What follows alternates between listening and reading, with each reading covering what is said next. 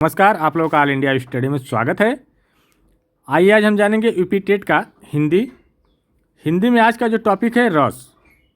रस क्या है, रस के कितने प्रकार है, पहले हम थोड़ा सा थ्योरी जानेंगे, उसके बाद क्वेश्चन भी हल करेंगे। देखिए, डेली 7 बजे हिंदी की क्लास आपको मिल जाएगी और टॉपिक वाइज क्वेश्चन कराया जाता है। टॉपिक वाइज, ठीक ना। तो बहुत महत्वपूर्ण टॉपिक होती है, कोई भी टॉपिक हम लेते हैं तो उसको कन्फर्म पूरा करके ही अगली टॉपिक कवर करते हैं, ठीक ना। तो आइए हम लोग देखते हैं रस क्या होता है। काव्य को पढ़कर या सुनकर मन में उत्पन्न होने वाले आनंद को रस कहते हैं। मतलब जब काव्य पढ़ा जाता है तो जब पढ़ते हैं या चाहे सुनते हैं तो जो मन में क्या होता है, एक उत्पन्न आनंद आता है, ठीक ना। तो उस आनंद को क्या बोला जाता है, रस बोला जाता है, ठीक ना। और दूसरी परिभाषा किस प्रकार होती है, अस्थाई रस जो होता है। देखिए, दूसरी परिभाषा होता है रस का अस्थाई भाव, विभाव और अनुभाव और संचारी भावों के संयोग से निर्माण से होता है। दूसरा जो परिभाषा है कि रस का अस्थाई भाव, विभाव, अनुभाव और संचारी भावों के संयोग से निर्माण होता है, किसका, रस का, ठीक ना। आइए देखेंगे हम लोग रस की कितने प्रकार के रस है और उसका भाव क्या है, ठीक ना।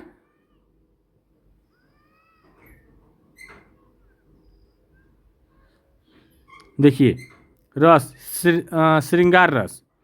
देखिए, श्रृंगार रस जो होता है इसका अस्थाई भाव रति होता है। हास रस का अस्थाई भाव हास होता है। करुण रस का अस्थाई भाव शोक होता है। रौद्र रस का अस्थाई भाव क्रोध होता है। वीर रस का अस्थाई भाव उत्साह होता है। भयानक रस का अस्थाई भाव भय होता है। आगे देखते हैं।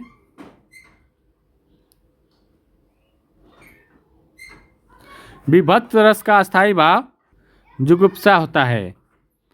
अद्भुत रस का अस्थाई भाव विस्मय होता है। शांत रस का अस्थाई भाव निर्वेद होता है।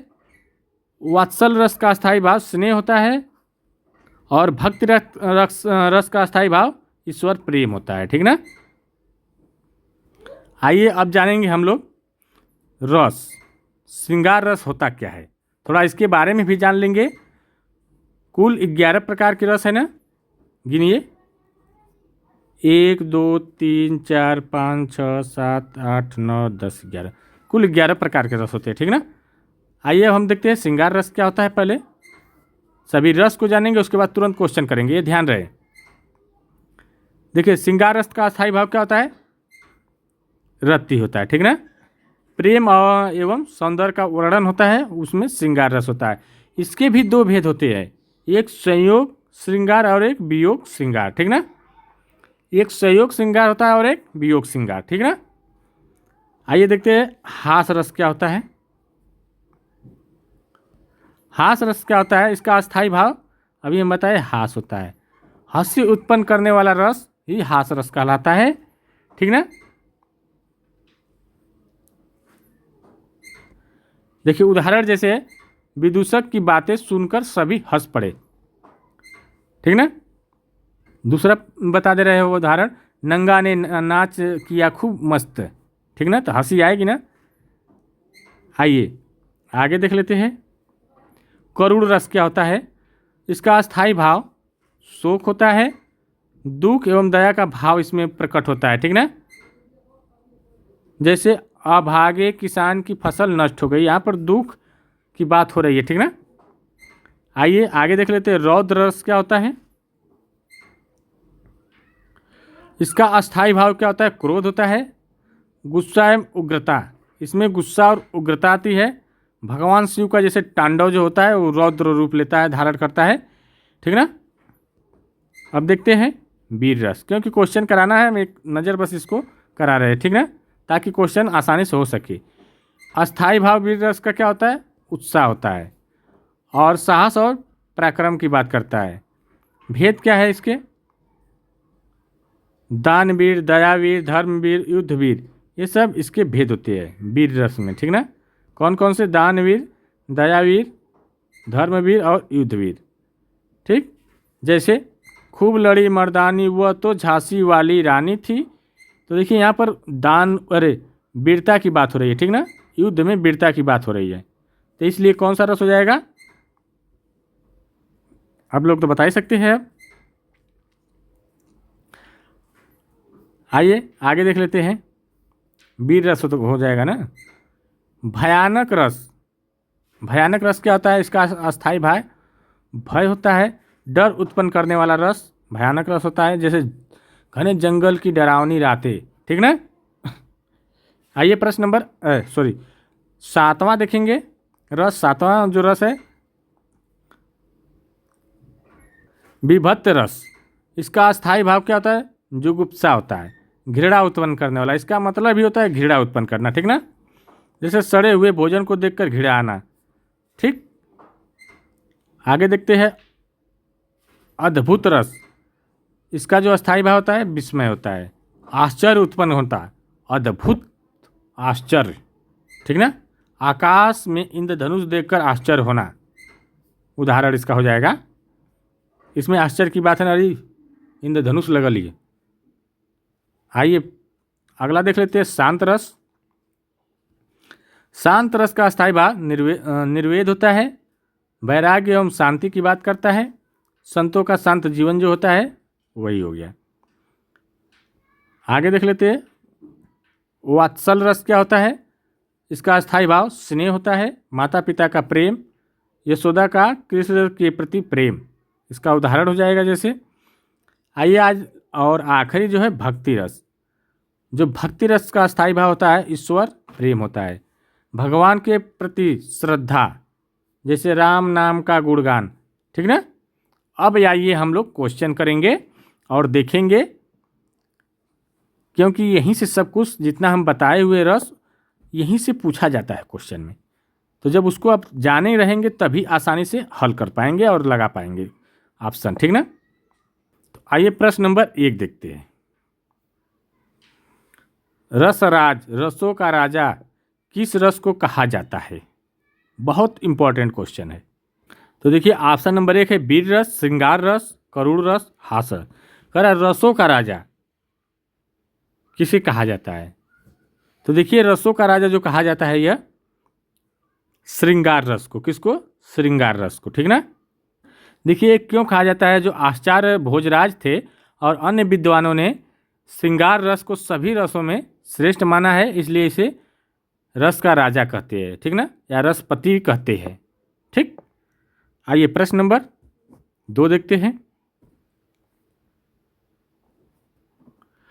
रस के कितने अंग होते हैं? बताइए।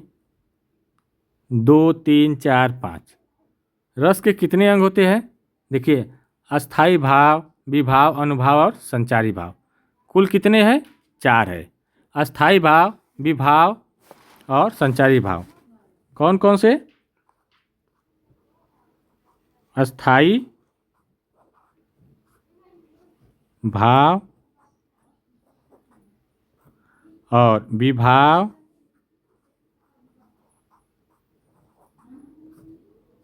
और अनुभाव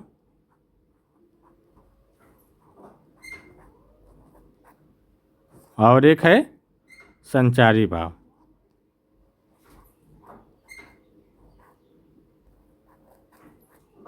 ठीक है, लिख लीजिएगा, ठीक ना। 4 होते हैं, तो इसका सही आंसर क्या हो जाएगा? 4। आइए प्रश्न नंबर 3 देखते हैं। देखिए ये क्वेश्चन बहुत इंपॉर्टेंट है। कह रहा है प्रश्न नंबर 3 है विभावानुभाव व्यभिचारी संयोगाद्र स निष्पत्ति रस सूत्र के जनक कौन है? ये सूत्र है, ठीक ना। तो इसके जो जनक है आचार्य भरत मुनि। कौन है? आचार्य भरत मुनि। तो इसका सही आंसर हो जाएगा आचार्य भरत मुनि। यहाँ से याद कर लीजिएगा, इसमें भ भी आया है, इसमें भी भ आया है, भ, ठीक ना। भ की मात्रा ज़्यादा है, ठीक ना, तो इसे भरत से भरत ऐसे याद कर सकते, ठीक ना, भरत मुनि। आइए अगला देख लेते हैं प्रश्न नंबर 4। आचार्य भरत मुनि के अनुसार रसों की संख्या कितनी है? तो देखिए आचार्य भरत मुनि के द्वारा जो रसों की संख्या कुल 8 बताई गई है, ठीक ना।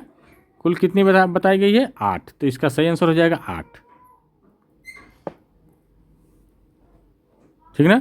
क्योंकि जो आचार्य भरत मुनि थे, जो नाटक था शांत रस था, उसको नाटक के अनुकूल नहीं माना, इसलिए उसको श्रेणी से बाहर रखा था, ठीक ना। आइए प्रश्न नंबर 5 देखेंगे। करुण रस का स्थायी भाव क्या होता है? रति, शोक, क्रोध, उत्साह।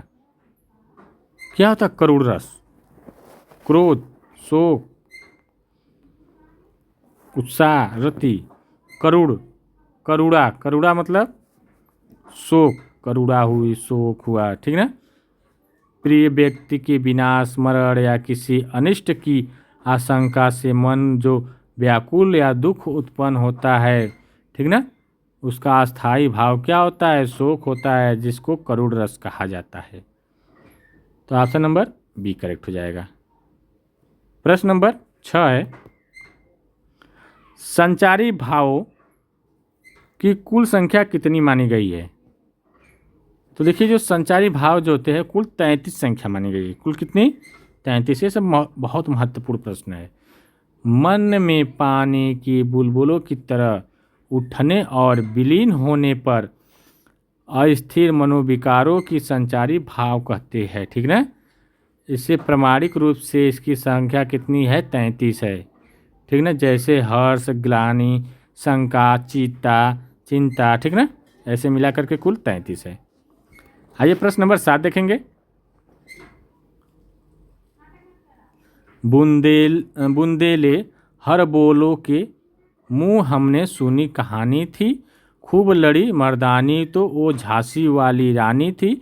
इसमें कौन सा रस है? रौद्र, भयानक, वीर, अद्भुत। देखिए यहाँ पर युद्ध जो होता है, युद्ध होता है, ठीक ना। युद्ध होता है, इसमें जो वीरता की बात होती है, ठीक ना। तो इसका सही जवाब क्या हो जाएगा? वीर रस। आइए प्रश्न नंबर 8 देखेंगे। विभक्त रस का स्थायी भाव क्या है?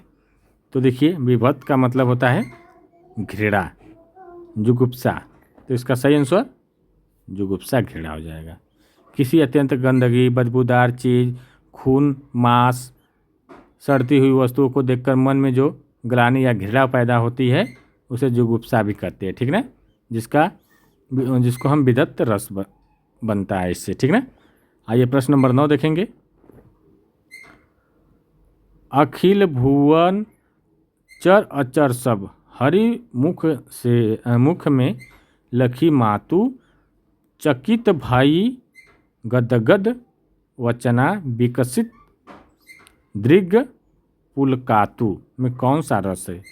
इसका मतलब क्या निकल रहा है पहले तो ये जानिए तब ना। ये यहाँ पर क्या हो रहा है, इसका जो अर्थ है बता दे रहे हैं। जब माता यशोदा बालक कृष्ण के मुख के भीतर पूरा ब्रह्मांड चर और अचर देख लेती है तो आश्चर्यचकित हो जाती है, ठीक ना। जहाँ आश्चर्यचकित हो जाती है तो आश्चर्यचकित होने का मतलब है कि आश्चर्यजनक वस्तुओं को देखकर जो मन में विस्मय, आश्चर्य जगता है उसे कहते हैं अद्भुत। तो इसलिए अद्भुत नज़ारा, आश्चर्य होता है तो अद्भुत नज़ारा, ठीक ना। तो इस हिसाब से अद्भुत रस हो जाएगा। आइए प्रश्न नंबर 10 देखेंगे। शांत रस का स्थायी भाव क्या है? शांत रस का तो देखिए इसका जो अस्थायी भाव होता है निर्वेद होता है, वैराग्य, ठीक ना। आइए प्रश्न नंबर 11 देखते हैं। महाकाव्य में मूलतः समान रूप से रसों की संख्या कितनी मानी जाती है? तो देखिए जो महाकाव्य में समान रूप से जो रसों की संख्या होती है कुल 9 है। कितनी है? मूल रूप से 9 है, ठीक ना। बाद में वात्सल्य रस को जोड़कर कुल संख्या कितनी हो गई? 11 हो गई, लेकिन मूल रूप से 9 होते हैं, ठीक ना। जब मूल रूप से पूछेगा रसों की संख्या तो 9 होगी, ठीक ना, ये ध्यान रहे। आइए अगला क्वेश्चन देखते हैं। सिर पर बैठो काग, आँख दोहु खात निकारत खींचत जीवहि स्यार अतिहि आनंद उर धारत। इन पंक्ति में कौन सा रस विद्यमान है? कह रहा है इसका सिर पर बैठो काग, ठीक ना। इसका मतलब क्या है? कौवे, काग मतलब कौवे, ठीक ना। और आँख दो खात निकारत मतलब दोनों आँख से देख रहा है और क्या कर रहा है? निकाल रहा है। खींचत जीवहि स्यार अति आनंद और धावत, इसका हम बता दे रहे हैं अर्थ। कह रहा है कि जहाँ युद्ध के क्षेत्र या शमशान का दृश्य, जहाँ शव जैसे डेड बॉडी को कौवे और सियार नोच कर खा रहे हैं, इससे घृणित दृश्य के वर्णन में मन में घृणा उत्पन्न होती है, ठीक ना। जिसको क्या कहते हैं? विभत्त रस अर्थात घृणा उत्पन्न होना, ठीक ना। तो ऑप्शन नंबर डी करेक्ट हो जाएगा इसका। आइए प्रश्न नंबर 13 देख लेते हैं। रौद्र रस का स्थायी भाव क्या है? उत्साह, विस्मय, क्रोध, भय। तो देखिए रौद्र का हो जाएगा क्रोध, ठीक ना। शत्रु को देखकर बहुत क्रोध हो जाना। प्रश्न नंबर 14 देखेंगे।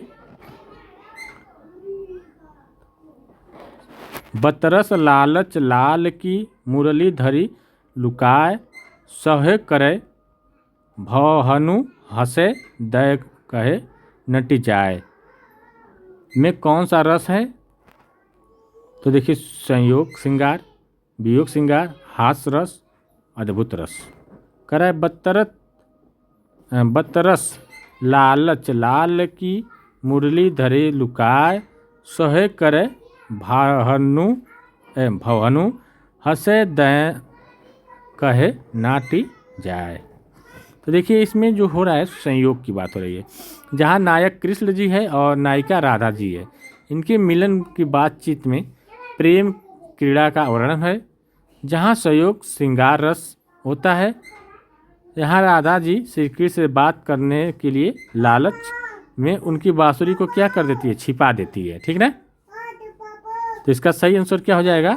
श्रृंगार रस। आइए अगला क्वेश्चन देखेंगे। अगला है उद्धव मन न भय दास बीस उद्धव मन न भय 10-20 एक हुतो सो गयो श्याम संग को अवराध है इस में कौन सा अलंकार है? करे उद्धव गोपिया करे उद्धव से कि कृष्ण के विरह या दूर होने पर दुख व्यक्त कर रही है, ठीक ना। प्रेमियों के बिछड़ने या दूर रहने से क्या होता है? दुख का वर्णन होता है। जहाँ वियोग श्रृंगार रस होता है, ठीक ना। तो वियोग श्रृंगार हो जाएगा। जब श्री कृष्ण दूर चले गए तो गोपिया उद्धव से कह रही है मेरा मन नहीं लग रहा है, ठीक ना। आइए प्रश्न नंबर 16 देखेंगे। भयानक रस का स्थायी भाव क्या है? तो भयानक का क्या होगा? भय होगा। प्रश्न नंबर 17 देखेंगे। एक और अजगरही लखी एक और मृगराय बिकल भटोही बीच की पर्यो मूर्छा खाए में कौन सा अलंकार है? मतलब क्या हो रहा है यहाँ पर कि भयानक वाली बात है कि भयानक है, दृश्य भयानक हो गया है।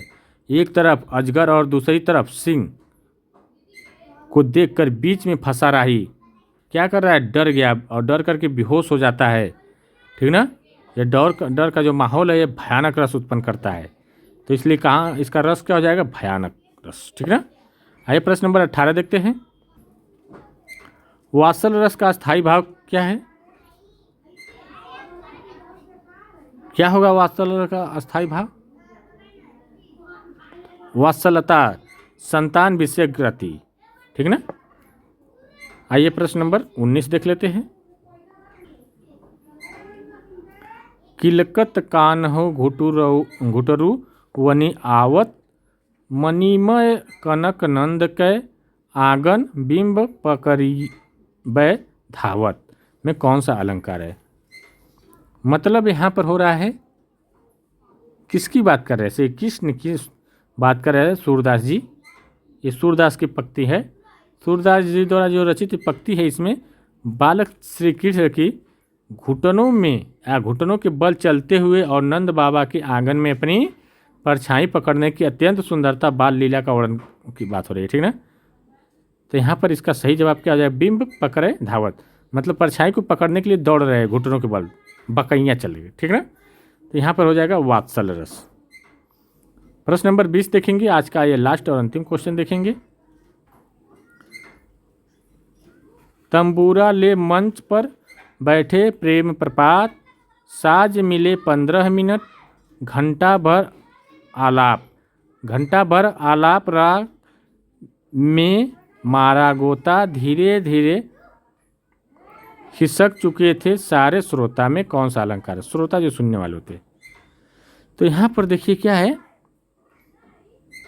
तरबूज तंबूरा का मतलब होता है यहाँ पर कि जो दृश्य देखा जाता है, देख करके मन में हंसी उत्पन्न आती है, हंसी वाला भाव उत्पन्न होता है, ठीक ना। तो इसलिए यहाँ पर क्या हो जाएगा? हास रस। देखिए वीडियो अब यहीं पर समाप्त करते हैं, समय हो गया है। अब कल मिलेंगे 7 बजे, आप लोग ज़रूर जुड़िएगा। वीडियो अच्छी लग रही हो चैनल को लाइक शेयर सब्सक्राइब जरूर करिए। टॉपिक वाइज क्वेश्चन हम कराएंगे, टॉपिक वाइज ही पूरा क्वेश्चन व्याख्या के साथ कराते हुए चलेंगे ताकि आप लोगों का पेपर आसान लगे। मिलते हैं कल, तब तक के लिए नमस्कार।